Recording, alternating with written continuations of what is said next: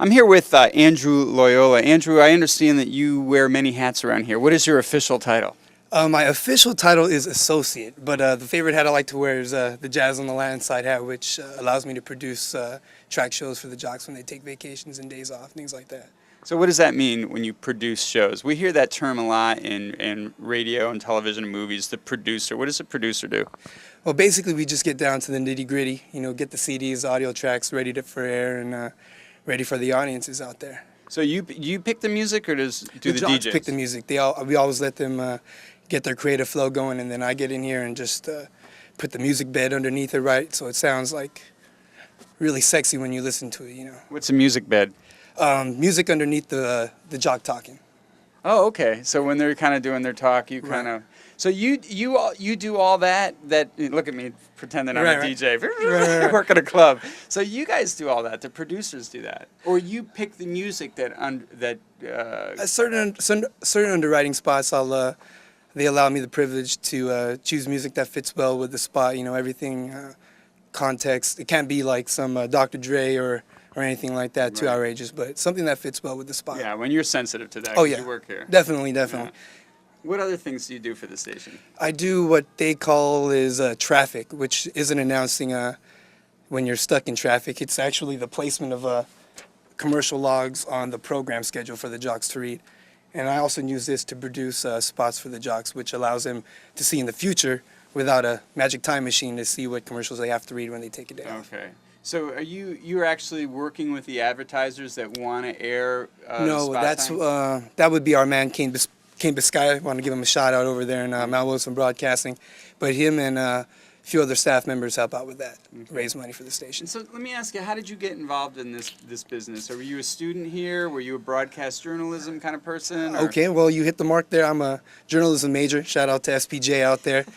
I was president of that organization, and I was putting on events for the campus, and one of the people I wanted to invite was KJazz back in, I think, 06, 07. I would say that the pressure of this job is all the deadlines. Like, this show I'm producing currently has to air at 5 o'clock, so I have to get in here early enough to be able to do the traffic job and anything else I have to do, take care of the office. And, like, my phone's ringing off the hook, so that would... Let's see it. Well, hey, can I call you back? I'm doing an interview right now.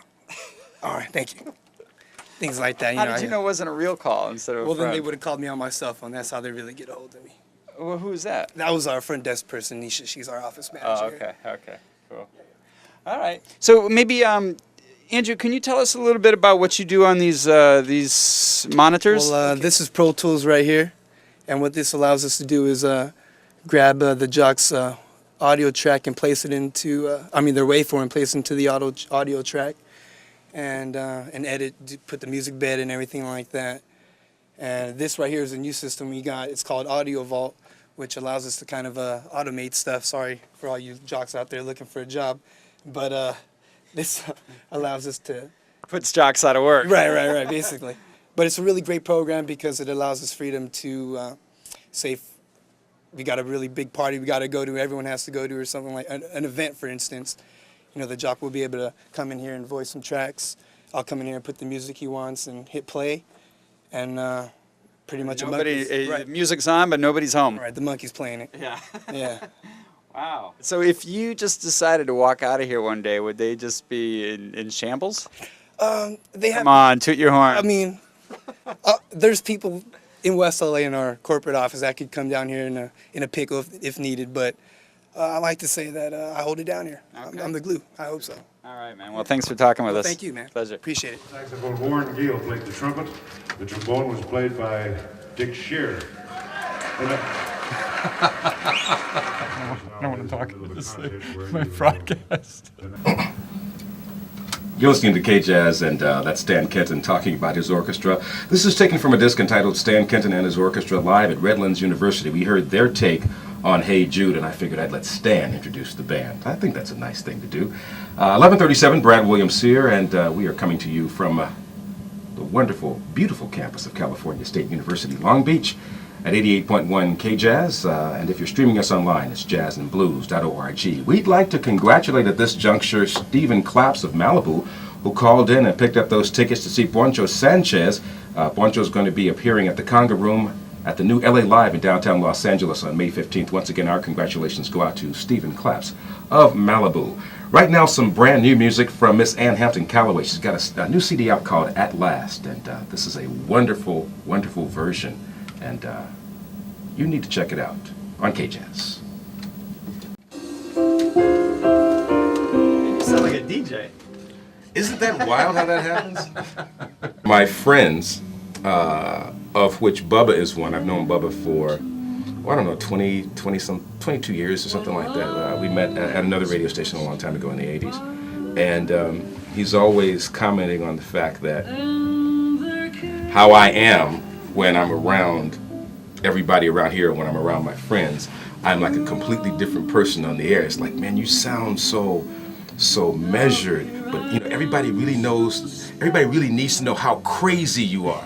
And I said, Bubba, I'm not giving it up, man. I'm not gonna let everybody know. That's why I'm in radio. I got this mystique about me. No, I'm not gonna let everybody know. And you know, and yeah, maybe I am a little crazy, but I'm not gonna let that come out. At least I'm gonna try not to let that come out over the years. You know, I don't personally do a lot of talking. I went to the Shut Up and Play the Music School of Broadcasting. Yeah. You know, over the years, even before I got into radio, the biggest complaint I heard from people about, you know, radio stations or radio DJs was, man, that guy plays some good music, but he just talks too much. Heard it, you know, got it. When we're out, we talk to people, people come up to us, and we encourage them to do that. And so that's one of the things that you kind of look for. If people are coming up to you and they're saying, hey, man, we like, you know, what we're hearing. That's, you know, that's instant gratification. Plus, people can and often do go on the website. They can email any of us. Not only with comments about what they like and what they don't like. I'll have to admit, I've had a couple of my listeners email me and say things like, hey, man, there's this song by, you know, one artist. Hang on. Yeah, I don't want any dead time. No, it's Smooth. not gonna happen. Not gonna happen. A listener emailed me and asked me was I familiar with a particular record, and I hadn't been familiar with it. I looked in the library. We didn't have it. So he said, man, this is a good record. So I bought it, and I came back in here and listened to it, and he was right. This is a challenge that we have. How do you keep your main audience, which is really the dedicated listener, while still attracting new people, whether they're younger or older? Age doesn't matter. It's about keeping the music going. And so I think you do that by really programming a range of music from classics to new, just to keep it interesting, which is something we do. We have Jazz Masters of the Week. That's to make sure we're always playing the classics and educating the audience. And then we're also playing new releases all the time. That's very important for us. So that's one way to attract the new and maintain the old. And not old in age, but just the dedicated long-time listener. Well, that about wraps up another episode of Beach Time. Thanks for tuning in. I hope you learned a lot about jazz that you maybe didn't already know about, and more importantly about the importance of supporting the station, because it is community-supported, listener-supported station. And as you heard, the more we support the station, the more it can give back to the community. Thank you for joining us for this episode of Beach Time, and I'm Chris Rodenhizer, and I look forward to seeing you back on another episode really soon.